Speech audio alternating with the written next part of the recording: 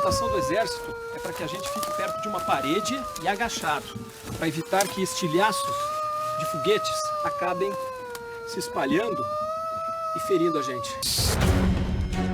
A pandemia mudou nossos hábitos. Violência contra jornalistas. My God. Você tem uma cara de homossexual terrível. Jornalismo imparcial? As pessoas não acreditam muito nisso. Calúnia e difamação? Todo dia. Redes do bem? Muito ingênuo. Existe jornalismo a favor? Quase o tempo todo.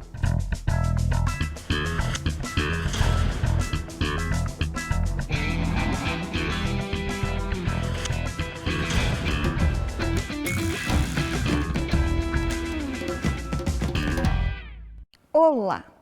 Estamos iniciando mais uma edição do Linhas Cruzadas, hoje para falar sobre imprensa, que é a área em que eu, Thaís, trabalho.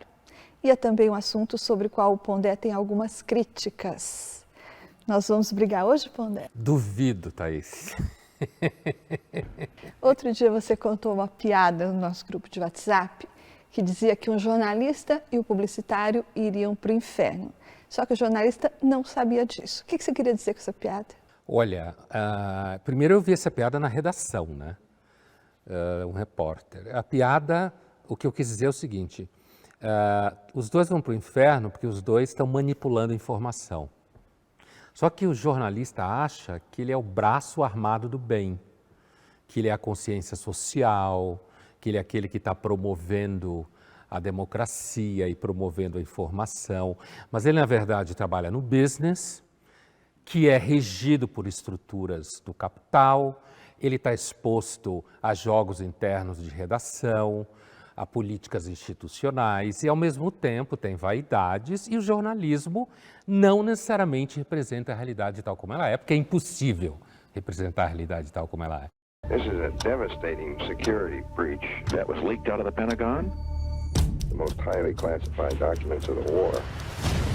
The Times has 7,000 pages detailing how the White House has been lying about the Vietnam War for 30 years.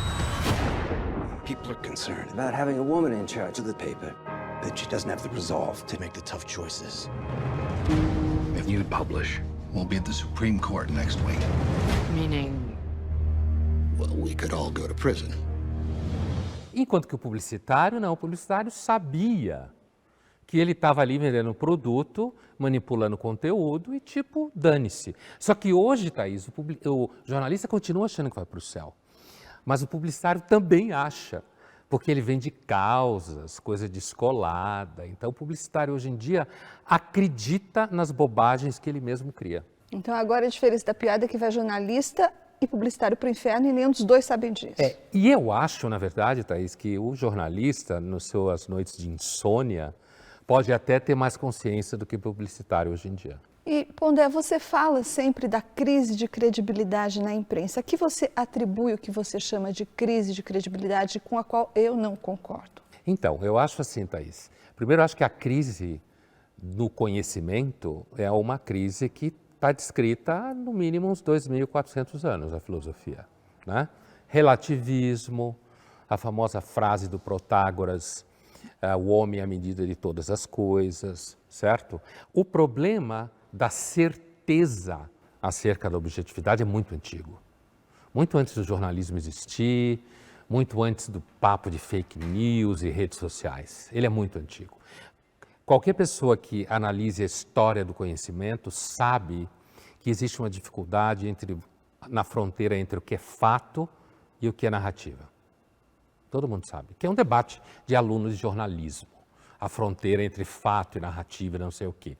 Essa história de crise de credibilidade hoje em dia, eu acho que é por conta das fake news, das redes sociais, fica parecendo que é uma novidade.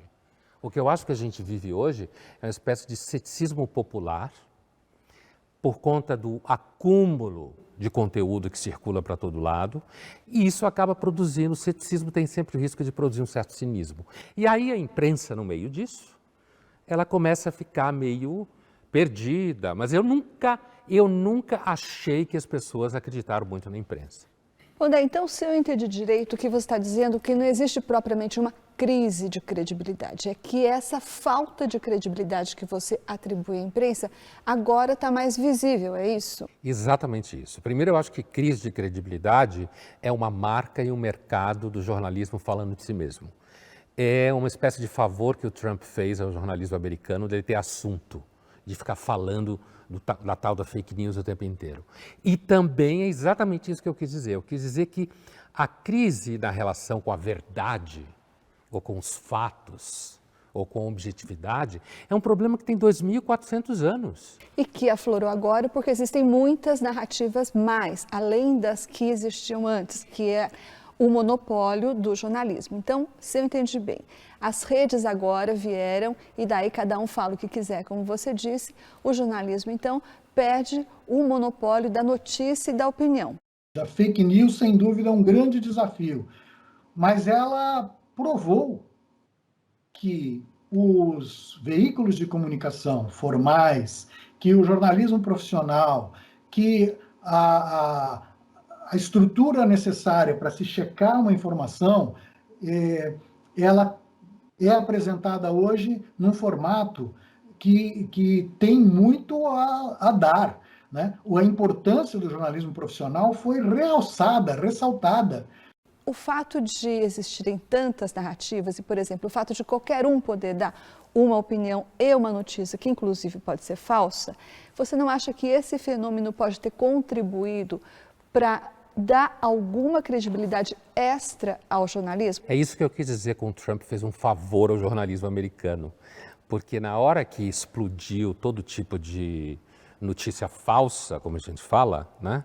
E muitas vezes politicamente enviesada e mais à extrema-direita nos Estados Unidos, o jornalismo, então, ele ganhou músculo, ganhou assinante. Foi isso que eu quis dizer. Quer dizer, é claro que se você der qualquer 50 pau na mão de um blogueiro, como se falava antes, ele fala o que você quiser. Um jornalista está dentro de uma estrutura, está dentro de uma redação, ele tem chefe, tem patrão, tem filtro, o tal do gatekeeping. E a pessoa que atua com o celular não tem nada, ela faz o que ela quiser. É essa mesma estrutura, Thaís, que faz com que muita gente não acredite no jornalismo, porque acha que está servindo o patrão, que tem interesse econômico. Mas quem entende um pouco como funciona isso, sabe muito bem que o jornalista profissional, ele está dentro de uma estrutura, ele tem aquilo que em inglês se chama, ele tem que dar conta, accountability. Ele tem que dar conta do que ele faz, ele tem que responder pelo que ele faz. E uma pessoa com celular não tem que responder nada. Agora, eu acredito que isso que você falou da pessoa com celular na mão, como em 2013 falava da mídia ninja, né? Eu acho que uma crise um pouco existencial de muitos jornalistas é porque muitos jornalistas, a coisa de talvez 10 anos atrás, mais ou menos, para fazer um número redondo, acreditava profundamente na ideia de um celular na mão e uma ideia na cabeça, certo? Muitos jornalistas acreditavam nisso, de que você ia ter uma mídia revolucionária e que as pessoas iam para a rua, iam narrar. Eu lembro muito bem o fetiche com mídia ninja nos movimentos de 2013. Mídia ninja. Mídia ninja. A objetividade vem através da subjetividade. A honestidade, a imparcialidade são conceitos muito mal compreendidos dentro do jornalismo, eu acho. Se a gente está querendo ser independente, é também para poder ter uma liberdade mais radical de expressão, de formato e de linguagem. Você sempre se refere que a adesão ideológica e automática do jornalista a causas do bem, não é isso? Sim. E eu lembro aqui que o petismo já foi uma dessas causas do bem, né, Pondé? Teve uma época em que numa redação todos os jornalistas, ou quase todos, eram petistas, né? Mas esse mito do petismo, esse mito de que o petismo era uma causa do bem, cuidou, quer dizer, o Mensalão, o Petrolão cuidou de desvanecer esse mito, né? Você acha que existe jornalismo a favor? Olha, eu acho que primeiro a coisa do petismo, eu entendo que no caso do Brasil, você tem ali um histórico de pós-ditadura, professores, Guerra Fria, ditadura no Brasil, era Guerra Fria no Brasil. Então você teve um contexto histórico que meio que empurrou grande parte dos professores, seus alunos e futuros jornalistas. Estão falando de jornalista, mas isso vale para filósofo, para antropólogo, para sociólogo, vale para todo mundo da humanas. Nós estamos falando de jornalismo porque o assunto é jornalismo, né? Então, assim, empurrou esse contexto histórico, acabou empurrando grande parte desses profissionais para uma coisa de combate à ditadura, à redemocratização, toda a formação, digamos, à esquerda nas universidades e humanas, que é um fato, empurrou grande parte dos profissionais para a ideia de socialismo, de justiça social, e é aí que eu acho que engata esse mito do petismo, que foi um tanto destruído em alguma medida, né, pelo que você citou. Qual que é a nova causa do bem do jornalismo, na sua opinião? Eu diria politicamente correto, políticas identitárias, assuntos relacionados a gênero, né? Aqui no Brasil, falar mal do Bolsonaro quase que não é, porque falar mal do Bolsonaro é uma coisa básica para você ser aceito em qualquer lugar, onde tenham pessoas que se julgam inteligentes. Mas uma das funções básicas do jornalismo é justamente criticar, fiscalizar o poder, nesse caso falar mal do governo Bolsonaro, criticar e fiscalizar o governo Bolsonaro, né? Você não concorda, ao menos, Pondé, que também nos governos anteriores o jornalismo, a imprensa fizeram a mesma coisa? A imprensa criticou, fiscalizou, denunciou malfeitos do governo Lula, do governo Dilma, do governo FHC, do governo Temer. Não é diferente agora com o Bolsonaro, é? Não, de forma nenhuma.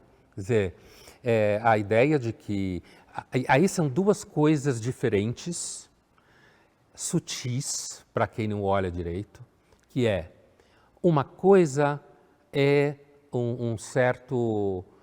uma certa identificação ideológica, uma certa sociabilidade que passa por certas concordâncias ideológicas, certo? Tipo, que aparece quando você sai do ar, que pode aparecer quando você sai do ar ou quando você está tomando café numa redação de jornal, né? Outra coisa é o trabalho profissional. E muita gente não consegue fazer essa diferença, porque o receptor da mensagem, o leitor ou o seguidor, ele não está nem aí para o esforço, não todos, mas a maioria, não está nem aí para esse esforço todo. Então ele acha que o jornal A é petista, o jornal B é bolsonarista, o canal não sei o quê, só quer ganhar dinheiro. As pessoas têm assim duas palavras que elas definem a realidade, mas quem acompanha o jornalismo de dentro e de fora, é evidente que o jornalismo caiu de pau no governo PT, caiu de pau no governo Temer. E isso daí é o que eu costumo chamar de jornalismo profissional. Linhas Cruzadas, volta já já.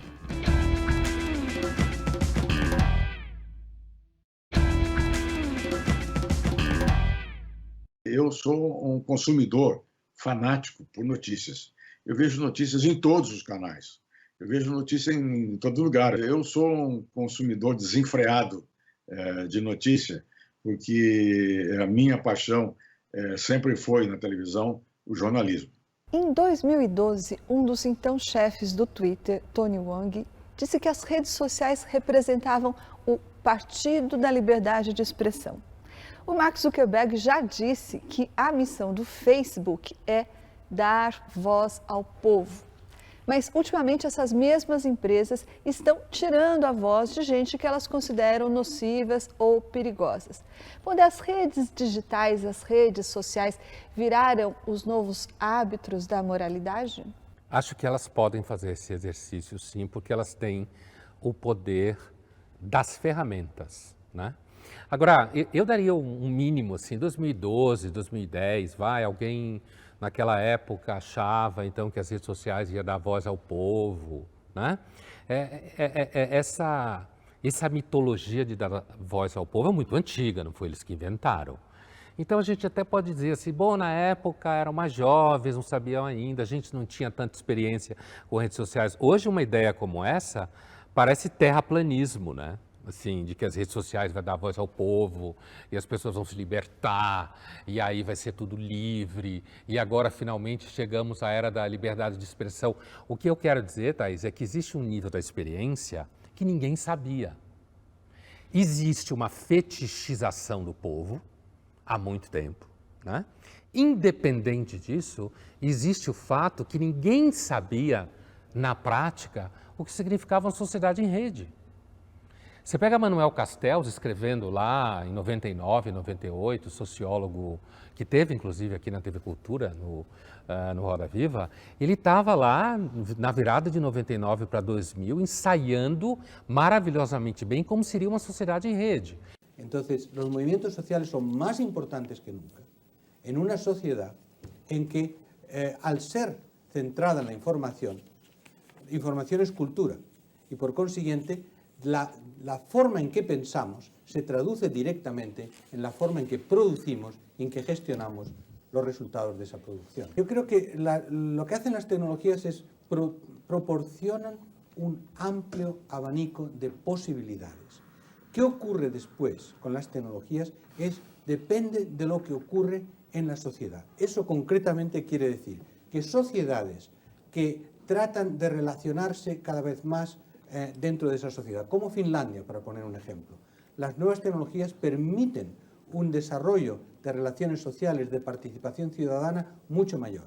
Sociedades que, por el contrario, hay una tensión, incluso una violencia entre distintos grupos sociales, como puede ser São Paulo, como puede ser Los Ángeles, como puede ser en Europa, París en este momento. Ahí las nuevas tecnologías permiten que grupos de alto nivel de ingresos y de educación dejen la ciudad, organizan sus guetos de ricos y se relacionan entre ellos y con el mundo en general a través de Internet. Por consiguiente, según en qué condiciones, el desarrollo de Internet puede crear comunidades entre un grupo social determinado, pero cortando ese grupo del resto de la sociedad y aumentando la segregación.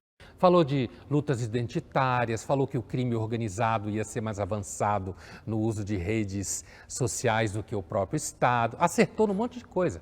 Mas na prática, quando você pergunta, por exemplo, as big techs hoje exercem o papel de moralidade e tal. De árbitros da moralidade. Árbitros da moral. Isso não era uma coisa que aparecia na cabeça há 10 ou 12 anos atrás. Agora começa a aparecer, porque na verdade ninguém sabe o que fazer. Mas você acha que elas têm moral para ser árbitros da moral? Não. Por exemplo, quando elas censuram o Trump, quando elas baniram o Twitter, o Facebook do Donald Trump por ocasião da quase derrota dele, elas agiram como árbitros da moralidade, não é isso? Sim. Eu, pessoalmente, já desconfio de qualquer um que exerce a função de árbitro da moral. Eu tenho uma certa desconfiança meio atávica disso.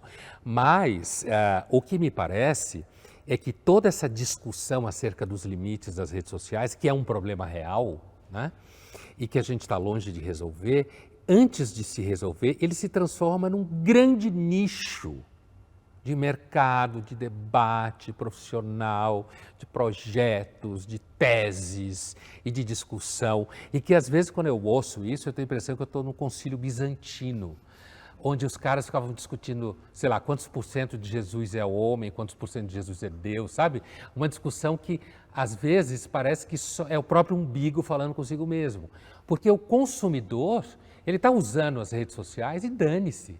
Se ele é contra o Bolsonaro, ele vai gostar que bloqueie o Bolsonaro. Se ele é a favor do Bolsonaro, ele não vai querer que bloqueie o Bolsonaro. Até que bloqueie ele próprio. Acho que essa discussão tem consequências bem práticas até para esse sujeito que você fala, não é? Ele pode ser, por causa de uma decisão das Big Techs, mais dia menos dia, ser calado também, como foi o Trump. Could a great tech company only be built in Silicon Valley? And the answer to that is no. It can be done almost anywhere that you have people who want to change the world, and there's not a government that's trying to prevent that. Like, you know, could you do Google in an extreme in North Korea? Unlikely, okay?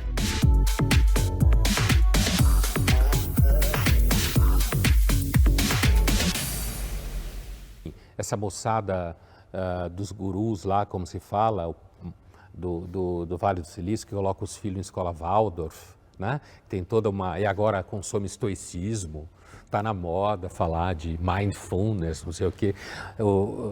Eles se acham muita gente do bem. né, que aparece naquelas frases que você citou no começo desse bloco. E justamente essa moçada, com o poder que eles têm, eles podem simplesmente cortar um monte de gente nas redes sociais. As redes sociais, a gente vive uma contradição com elas, que é o seguinte: elas são uma ferramenta de geração de conteúdo público, só que elas são entidades privadas. Elas têm dono, né? Então, o cara lá toma a decisão que fulano é ruim e vai tirar fora. É claro que o Trump, de fato, é uma figura que acho que faz mal. Assim como o Bolsonaro, eu acho que o Bolsonaro é uma figura nociva, de fato. Então, dá até para simpatizar com a ideia de que alguém não deixe Bolsonaro falar tanto lixo em relação a vacinas, por exemplo. Que ele não deva falar tanto lixo com relação à pandemia. Mas o melhor é que ele tomasse um impeachment na cabeça, né? Do que você ficar cortando as redes sociais dele. É se ele tomasse um impeachment na cabeça, ou seja, se as instituições conseguissem tirar ele de circulação. Agora, um dono de Twitter que acha que está dando voz ao povo, virar árbitro da moral, me parece que é a mesma coisa do clero católico na Idade Média, hipócrita, fingindo que era árbitro da moral. O Trump era de fato uma figura nociva. Ele fala absurdos. Ele é um sujeito que enseja um certo risco. Mas eu não acredito que as empresas fizessem nada contra ele se ele tivesse poderoso, porque elas não iam ter coragem de ir contra um presidente reeleito, caso ele tivesse sido reeleito, com possibilidade de ser reeleito. Então, eu duvido um pouco dessa régua moral. Então, agora vamos ver o presidente Bolsonaro dando uns chutes na imprensa. Foram 2 ataques em menos de 24 horas, o mais recente em uma solenidade dentro do Planalto. Aquela história de atleta, né? Que o pessoal da imprensa vai pro deboche. Mas quando pega num bundão de vocês, a chance de sobreviver é bem menor. Nós não queremos a interpretação dos fatos dos senhores. Eu quero assistir a televisão e ver a notícia do fato que aconteceu. Deixem a interpretação para o povo brasileiro. Esse jornalismo que vocês fazem é jornalismo podre. Tem que entrar de novo numa faculdade que presta e fazer um bom jornalismo. Cala a boca, eu não perguntei nada. Presidente, qual a avaliação que o senhor fez da decisão do STJ ontem de derrubar a quebra dos sigilos fiscais? Acabou a entrevista. No dia 21 de fevereiro, o presidente Bolsonaro falou assim: nunca a imprensa teve um tratamento tão leal e cortês quanto o meu. A noção de cortesia do presidente Bolsonaro é um pouco heterodoxa, não é? Não, o Bolsonaro é um mentiroso. O Bolsonaro é um cara que não respeita nada. O Bolsonaro acha que ele está na varanda da casa dele fazendo churrasco. Ele acha isso, certo? Essa é a imagem que eu tenho. Então ele mente, ele quebra protocolo, certo? Como nessa cena em que ele interrompe a entrevista de uma hora para outra, né? Então, ele dizer que a imprensa nunca recebeu um bom tratamento como agora é de um ridículo absoluto, mas ele não tem compromisso com nada disso. Né? Ele não está preocupado em realizar uma certa coerência no processo dele. Agora, o vídeo como um todo, quer dizer, o Pazuello como ministro da Saúde é inominável. Né? Assim, essa bossa toda com a televisão, eu quero que vocês mostrem os fatos, quer dizer, ele não tem a mínima noção do que é essa discussão, a fronteira entre narrativa e fato, não tem a mínima noção. Quer dizer, é um sujeito que está lá, que é uma espécie assim de... ele é um porteiro do circo ou do bordel, e o bordel é o governo Bolsonaro.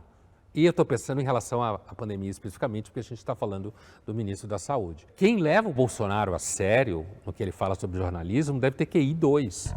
Então, Pondé, agora a gente vai para o nosso jogo rápido. Pondé, vivemos uma epidemia de retardo mental? Eu não tenho nenhuma dúvida. E eu vou lhe dizer mais. Eu acho que a espécie humana é uma espécie que meio que delira. E a partir da modernização, com toda a mobilidade social e técnica, esses delírios ficaram muito maiores. Né? Ela vivia sob domínio da falta de técnica para se mexer. E aí, como parte desse delírio, apareceu esse nível de retardo mental, de infantilidade e maturidade em toda parte que as redes sociais estamparam a panela. E existe diversidade de opinião nas redes? Eu tendo a achar que não. né? Eu entendo que as pessoas tendem a repetir mesmo aquilo que elas acham mais simpático. E ninguém vai às redes para se informar. Quer dizer, ninguém, eu estou sendo radical, mas a grande maioria vai às redes para reforçar a opinião que elas têm sobre as coisas. A imprensa tem de ser boa ou tem de ser livre? Eu acho que a imprensa tem que ser livre. As redes são mais suscetíveis à corrupção? Uma pessoa em redes sociais, ela fala o que quiser. Ela reage a qualquer patrocinador que dê para ela qualquer coisa, certo? Porque as redes sociais são uma espécie de várzea, de terreno baldio. Então, para mim é muito claro, e não só para mim, é claro, que as redes sociais, elas estão muito mais abertas à corrupção do pensamento, à corrupção do caráter e à corrupção no sentido básico da expressão, em troca de dinheiro. Olha, a gente pode abrir com essa história. Tem que nos Estados Unidos as mídias sociais são abertamente democratas.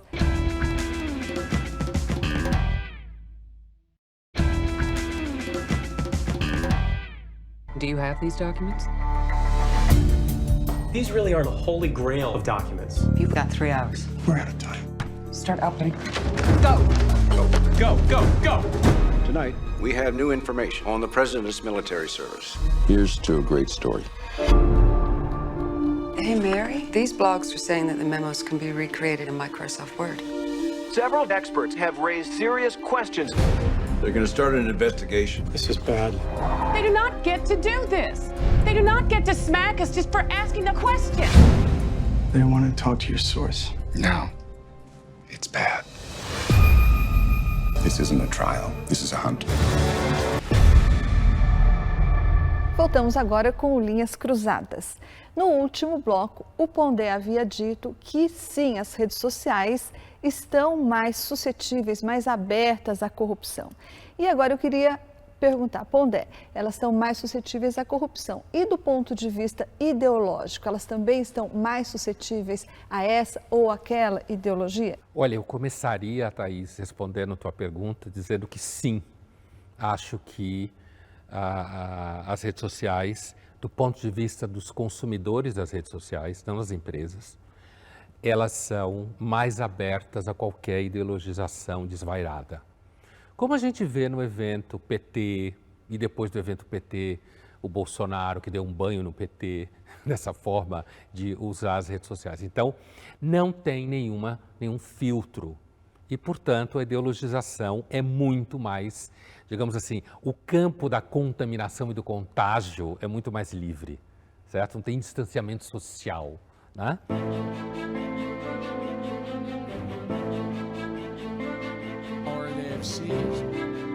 My fellow Americans. Nos Estados Unidos, as mídias sociais são majoritariamente democratas. E isso é provado por um levantamento da Wired, que ela fez um levantamento antes da eleição, em novembro do ano passado, e descobriu que 95% das doações de funcionários de 6 Big Techs, aí foram a Alphabet, Amazon, Apple, Facebook, Microsoft e Oracle, essas doações foram 95% delas para Joe Biden e não para o republicano Trump, como a gente pode ver nesse gráfico. E o que isso quer dizer, Pondé? Os donos e as empresas, elas financiam muito mais o Biden. Mas, ao mesmo tempo, as redes sociais são um capitalismo selvagem. E no plano da produção e geração de conteúdo e de, digamos assim, de curadoria de conteúdo, as redes sociais, as grandes techs, elas não querem ser responsabilizadas pelo que elas fazem. E aí elas dizem que são neutras. O jornal, a TV, sim, são responsáveis pelo que eles fazem, mas nós não. Então você vê como é um financiamento do Biden, eu acredito, muito mais no plano de um certo conjunto de ideias culturais, comportamentais. Eu acho que é aí que vem a simpatia pelo Biden, certo? Não a simpatia pelo Biden, pelo Partido Democrata, naquilo que ele entende de ser mais regulador das atividades econômicas. E a última coisa que eu diria sobre isso, Thaís, é o seguinte, é importante lembrar que a mídia americana é bastante democrata. As grandes marcas de mídia, muito mais descaradamente alinhada do que no Brasil, certo? E esse cenário em que você tem uma certa inteligência, uma certa elite ilustradinha, certo? Sendo democrata, é fundamental para a emergência do eleitor do Trump, aquele cara esquisito, que vê jornalista, intelectual e banqueiro tudo igual, certo? Que acha que todo mundo quer ferrar ele, e esse cara é o ressentido que votou no Trump, e no Brasil ele é bolsonarista. O que se diz em defesa das redes sociais, em favor das redes sociais, é que nas redes sociais existe mais diversidade de opinião do que na imprensa profissional fora das redes sociais. O que você acha disso? Eu acho que, primeiramente, as redes sociais elas são um grande marketing, elas são marketing digital, né? E, portanto, à medida em que você cresce nas redes sociais e você responder, digamos assim, a certos parâmetros dos patrocinadores, aquilo vira marketing, né? Assim como você fazer stories do seu dia a dia, ou da pizza que você come, ou hotel que você vai, também é marketing pessoal. Redes sociais é marketing digital, né? Então, essa era a primeira questão que eu acho que é importante ficar claro quando a gente fala de redes sociais. Agora, se as redes sociais são um espaço de maior liberdade de opinião, de maior diferenciação, acho que não. Por quê? Primeiro, Thaís, porque não se tem tantas opiniões por aí. E quando as pessoas começam a ter muitas opiniões, elas acabam falando que vacina faz você virar jacaré, acaba falando que não existe pandemia, uma invenção dos chineses, certo? Então, não existe repertório espalhado no mundo de forma suficiente para se ter muitas opiniões que valem a pena. Para tirar a máscara, das duas, uma. Ou você trabalha como juiz, prende o candidato que está em primeiro lugar nas pesquisas e vira ministro do candidato que foi eleito. Acordos comerciais fechados com países ricos, eles podem ir por água abaixo se o Brasil não cumprir metas ambientais de proteção e de reflorestamento. Pouca gente na direita prestou atenção, mas o PT fez um movimento importante que deve ser estudado e analisado pela direita e, mais do que isso, exposto. O que você quer dizer é que talvez um único, digamos, influenciador digital, como eles são chamados, ele carreia um monte de opiniões iguais às dele, é isso? Quando você escolhe o influenciador, é muito provavelmente porque ele está falando coisas que você acha legal, né? É muito difícil alguém mudar de opinião sobre alguma coisa, né? E tanto do lado daqueles que têm baixo repertório, quanto do lado daqueles que constroem toda uma carreira em cima de um repertório específico. Então, Thaís, a tua pergunta é, eu acho que sim, os grandes influenciadores, daí o nome influenciadores, né? Eles são pessoas que conseguem arregimentar e carrear um número grande de pessoas dentro daquelas 3, 4 opiniões que ele tem. À medida que ele vai crescendo e vai profissionalizando, ele vai ao mesmo tempo pesquisando e investigando quais são os temas que ele deve falar. E o que está bombando em determinados lugares das redes sociais. Por quê? Porque ele vai querer produzir engajamento. Então, a métrica é a produção do engajamento. A métrica não é a produção de grande conteúdo nenhum. E isso vai se impondo a própria utopia de que as redes sociais seriam um lugar de produção de conteúdo. Então, por que no final não tem grande diversidade? Primeiro que é marketing, e marketing nunca tem diversidade. Alguns jornais americanos e europeus também, eles adotam a política de, numa eleição presidencial, declarar publicamente quem é o presidente que eles apoiam, como fez, por exemplo, o New York Times com o Biden e o New York Post com o Trump. Você acha que essa atitude é mais honesta, transparente ou recomendável, você declarar publicamente quem é o seu candidato, do que defender a imparcialidade? Eu tendo a simpatizar mais com uma posição em que não haja a identificação clara do candidato. Eu tendo a simpatizar mais com essa posição.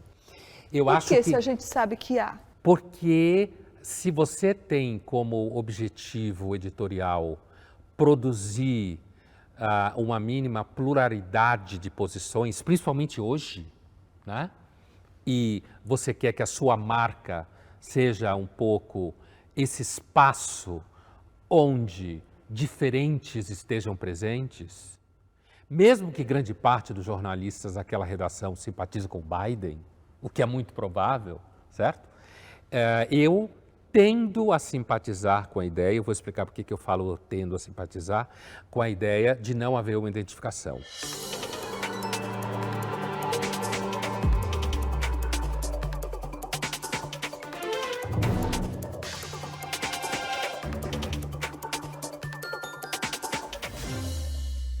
Então, apesar de eu simpatizar com a posição um pouco menos identificada com candidatos, né, eu entendo que alguns grandes jornais, historicamente, tenham estado identificados com certas posições. E não vejo isso como oportunismo. Agora, eu acho que pode haver, no mundo oportunista em que a gente vive hoje em dia, que o oportunismo é a regra do jogo, certo? Marcas de mídia e de jornais e TV, ou seja lá o que for, que corram para atender certos nichos que não são atendidos pelas outras marcas. E você não acha isso legítimo? Por exemplo, o leitor não tem o direito de escolher o jornal que fala o que ele pensa ou o que ele gosta? Tem, claro. Ou, nesse exemplo, dentro desse exemplo que a gente está falando, ele não tem o direito de escolher o jornal que defende o candidato dele? Se o jornal que ele assina não apoia nenhum candidato, não tem por que o jornal reconhecer que apoia nenhum candidato. Ele pode ter, de repente, um articulista ou um colunista que apoia o candidato e a editoria abre para se fazer isso. Num determinado momento, olha, nessa eleição está aberto aos colunistas dizerem quem eles apoiam. Ele pode fazer isso, certo? Por exemplo. Mas a ideia de que o jornal a priori apoia um candidato e está roubando do jogo é a ideia do leitor que assume que o jornalismo está sempre mentindo em algum nível. E o que eu estou dizendo é o seguinte, eu pessoalmente, como leitor e como alguém que atua na mídia, prefiro um jornal que não tenha uma identificação clara com candidatos. Eu prefiro, como consumidor de jornal, isso. Agora, eu entendo que tem grandes jornais no mundo que sempre tiveram um viés de identificação clara. E que isso também pode ser possível e que isso para leitores pode ser legal para eles saberem que ali ele está numa zona de pessoas que vão falar um pouco aquilo que eles pensam e eles não vão ser expostos ao desconforto de alguém falar uma coisa que chuta o saco dele, por exemplo. E é claro que ele tem direito disso, eu tenho direito de comprar o tênis que eu quiser. Direito de consumidor. Ok, Pondé. A gente vai falar mais sobre pluralidade e pontos de vista no próximo bloco. Linhas Cruzadas volta já já.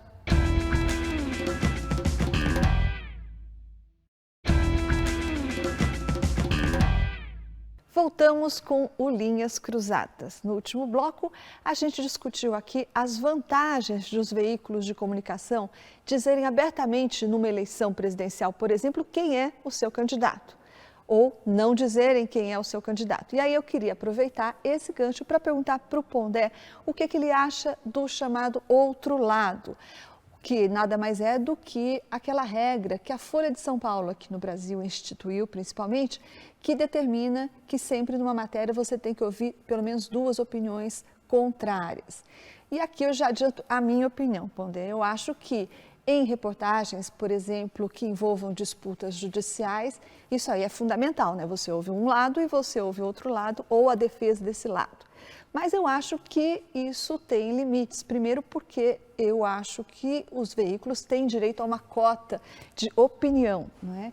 E depois porque também em outros assuntos que não judiciais, por exemplo, assuntos que envolvam crenças, você não é obrigado a ouvir o outro lado, por exemplo, questões que envolvam terraplanismo, quer dizer, você critica o terraplanismo e daí você tem que ouvir um especialista que é a favor do terraplanismo, o outro lado tem que chegar até esse ponto? Eu acho que não, Thaís. Assim, apesar de eu entender que a posição da Folha de São Paulo, do meu ponto de vista, é uma posição importante, principalmente em épocas polarizadas, certo? Acho que é uma posição de trazer ao seu leitor um certo desconforto no contato com o que circula por dentro do jornal, e eu acho que essa é uma posição importante. Como eu disse antes, eu entendo que grandes jornais não tenham essa posição, mas eu entendo ao mesmo tempo que se a gente perdesse essa posição na Folha, seria uma perda para o jornalismo brasileiro,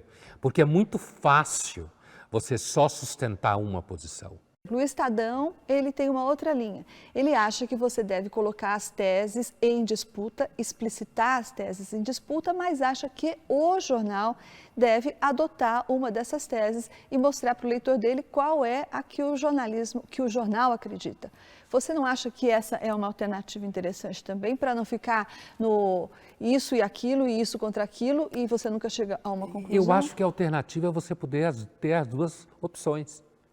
Porque ter uma opção implica em não ter a outra opção. Eu não entendo por que isso seja um impasse.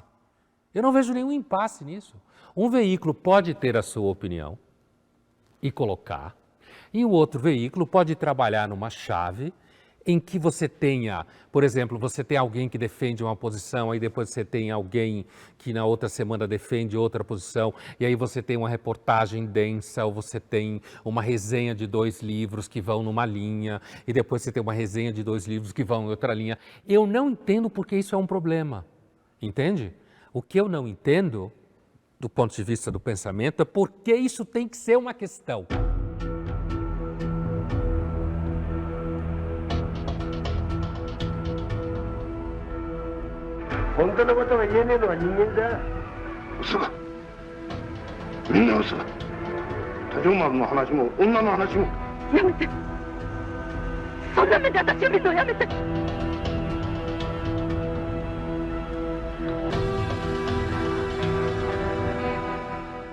Então, Pondé, esse filme do Akira Kurosawa, ele relata o estupro de uma mulher, seguido da morte, do assassinato do marido dela, que é um samurai. E aí a polícia vai atrás e aparecem várias testemunhas, só o que acontece é que cada testemunha conta uma história muito diferente e não se chega nunca ao culpado. Ele criou essa expressão efeito Rashomon. Rashomon é o nome do filme, que inicialmente foi usado justamente para dizer quão ineficazes seriam os testemunhos oculares num caso de justiça, por exemplo. E o jornalismo emprestou essa expressão, efeito Rashomon, justamente para falar, olha, quando você dá muitas versões, você pode não chegar a lugar nenhum. E eu tendo a concordar com isso, porque o jornalismo, na minha opinião, deve direcionar o leitor, ou deve, pelo menos, dizer o que o veículo acha a respeito de determinado assunto, ou seja, tentar aproximá-lo do que seria a verdade e não deixar uma história sem desfecho. O que você acha disso? A ideia de que testemunhas oculares não funcionam porque elas criam confusão, eu não acho que é a mesma coisa de você debater ideias entre 2 articulistas no jornal. Eu continuo insistindo, eu não vejo por que a existência de um canal de TV ou de um jornal que expõe a sua posição implique na não existência de um que não o faça, e o contrário, certo? Eu não vejo onde está o problema. E o problema do Rashomon, do efeito Rashomon, isso é uma coisa antiga na filosofia, não no sentido que não vale, no sentido que se sabe que é um problema. Há um limite no conhecimento. Como que a gente enfrenta esse limite do conhecimento?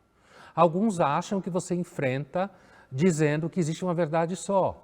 Outros acham que o relativismo é um sangramento, é uma ferida real e que a gente lida como toda ferida que sangra para sempre. Você põe, como diz, você lida com isso só. Lida, você não resolve.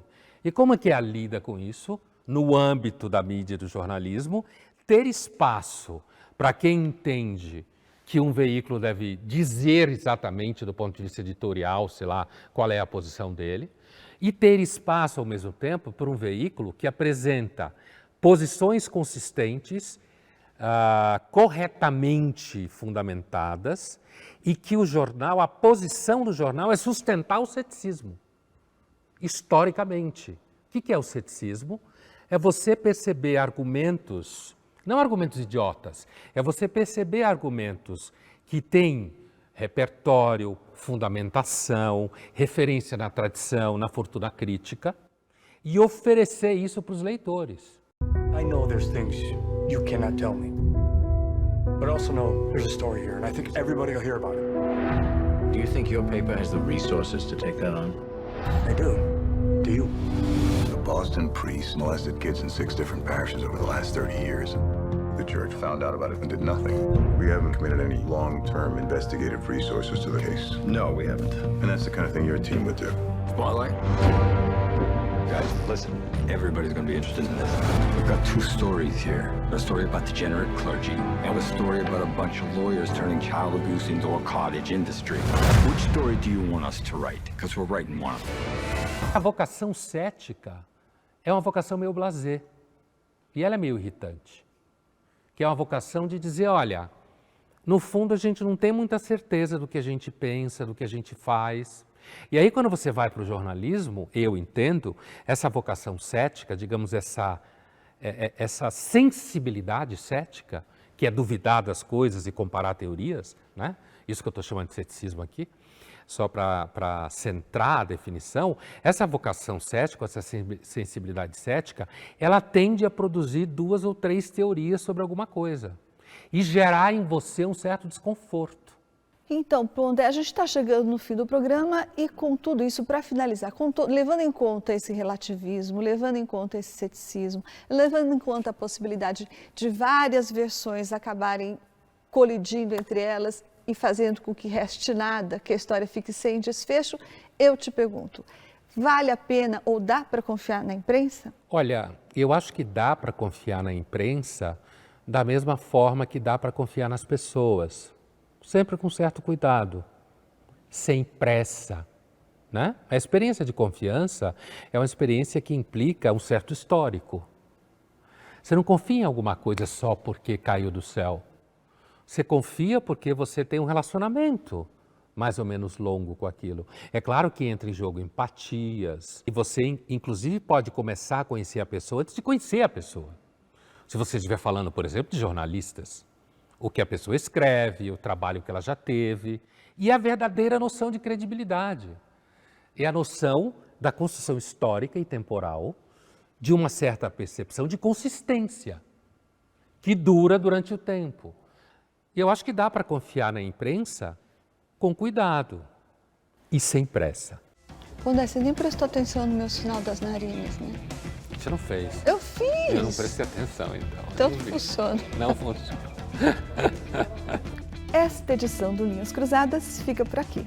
Voltamos na próxima semana. Até lá, Pondé. Até lá, Thaís.